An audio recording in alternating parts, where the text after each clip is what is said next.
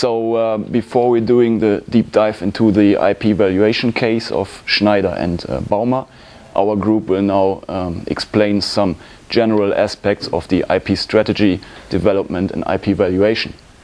So it is now my pleasure to, together with Sven, explain or point out the major differences between IP strategy development and IP valuation. So, looking at the framework of IP strategy development on the left-hand side, the basis of this is a planned innovation business model.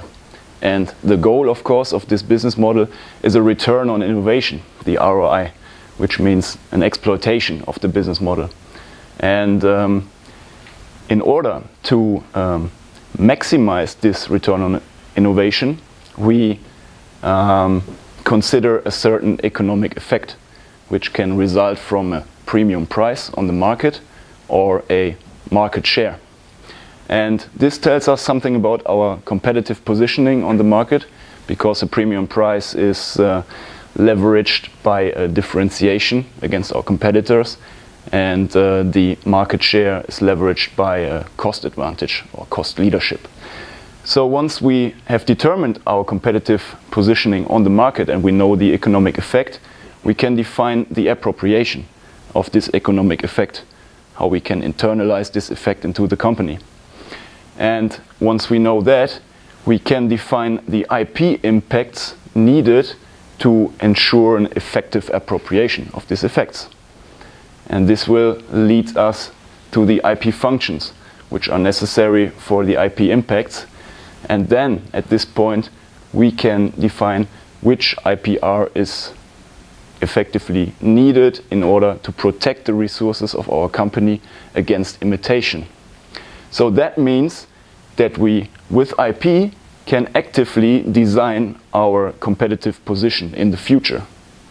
And this, in a nutshell, means that answers the question which IP is needed in order to add value to the business model.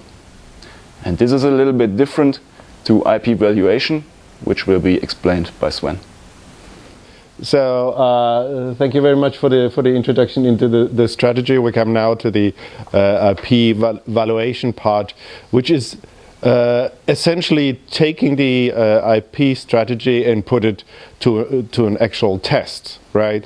And the first part of this test is really to examine if the IP that has been created during the strategy is essentially embedded into a business model, into a business plan to generate the desired return.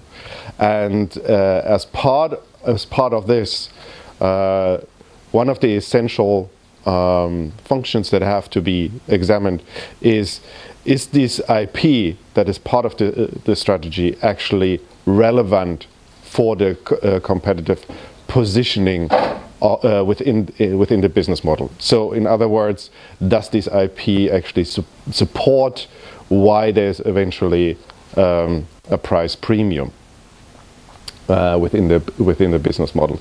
And lastly, the evaluation is looking into the appropriation, looking into is there a link between the IP and the exclusive resources? Do I have all the means to support the function and the impact of the IP?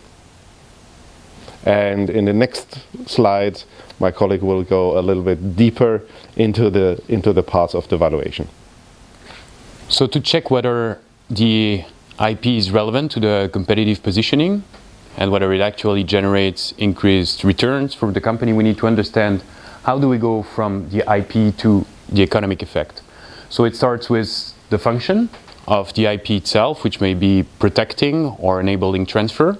And depending on the technology characteristics and also the legal aspects such as protectability, that function is used to create a barrier effect. Now that barrier may be different things. It may be, for example, protecting user relevant features or sometimes even protecting the technology as a whole.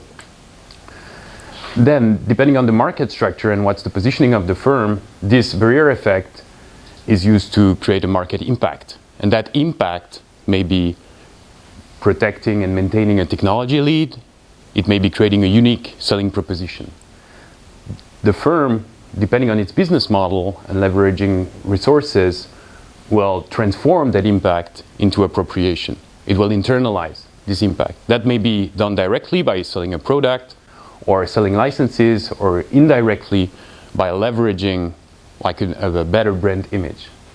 This appropriation generates an economic effect, premium market share, premium cost, and that is materialized by a cash flow. And once that process is understood, then the valuation on the specific case at hand may be conducted. So we heard that IP strategy is directed to value creation, and IP strategy defines which IP is necessary in order to get this return on investment. So we have different examples. So for instance, for the fortress monopoly as the first one, the IP strategy in this case is directed to large portfolios which enable market barriers. And in a further point for this IP strategy with a fortress monopoly is that you have to consider consistent actions against possible infringers in this case. So the fortress monopoly is applied mainly in the pharmaceutical sector or in the chemical industry as main examples. And thirdly, the inherent problem of the fortress monopoly is a patent lifetime. Although in the pharmaceutical sector you have an extended protection lifetime of 5 years in order to take care of the long admission process for drugs in the pharmaceutical sector. Secondly, the antitrust law is a problem, especially compulsory licenses. So for instance, if you have a newly drug, and you can't deliver the market in an appropriated manner, then you face a problem of a compulsory license. And in order to get benefit out of the fortress monopoly, first of all, the function of IP in a fortress monopoly is basically blocking and protection. So an intense protection of the entire product is necessary.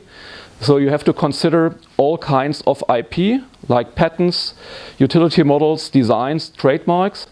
And secondly, you have to consider all kinds of claims to protect this. So not only the substance, also the production process, the production machinery, usage claims, process claims, and so on. And the impact on this one is to get a unique selling position, that you are the only one. If you have a new drug for a special disease, if you are the only one, that you have a unique selling position in order to gain and maintain the technology lead for this drug or for this cure for the disease. So what is your appropriation of these effects? It's that you get per drug sold, you get the sales. So in sum, the sales of the pharmaceuticals, and your economic effect that you get a high premium price, and if you are the only one, also the highest market share possible. My colleague will consider the next value creation process. Thank you very much. Okay, let's go on with the next model. Value creation model, the value-added monopoly. In this case, we give an example, the functional yogurt. Yogurt, which is a commodity, and we add something on it, we add value, and this is what we try to sell. In the value-added monopoly, we protect user-relevant features. Patents are used to obstruct competitors. And the typical sector is consumer products like yogurt, automotive, and the issue is you're trapped by time because competitors are going to catch up. Let's start from the function and move towards the economic effect. As you remember, in the case of individual yogurt, we had the design of the yogurt, individual design with software models. We had the whole process to deliver the yogurt to the user, and these aspects were protected by patents. The function here, so is directed to protecting features that deliver superior customer benefit. So this example which I just named, and the impact is to create a strong, unique selling proposition, which is going to be appreciated by the user. The form of appropriation in that case is to directly sell the product, the yogurt, to the user, and the economic effect is to create a premium price, because yogurt is very cheap. So you're going to increase its price with this individualization of the yogurt, and that's how we achieve it. Now I'm going to present you another model of value creation, so the hub monopoly. It applies to high-tech companies and communication technologies. It goes through standard settings and proprietary rights pooling, and IP holding organization. So it is a concentration of patents. The typical sectors are consumer electronics and telecommunication, as I said. And the inherent problem of this is that when there is a technology shift, then you're out of the game for the next one. And how does it go through? So the function of the IP in this case is to protect features of transmission that are going to be integrated into standards. And so you can gain license fees for this participation.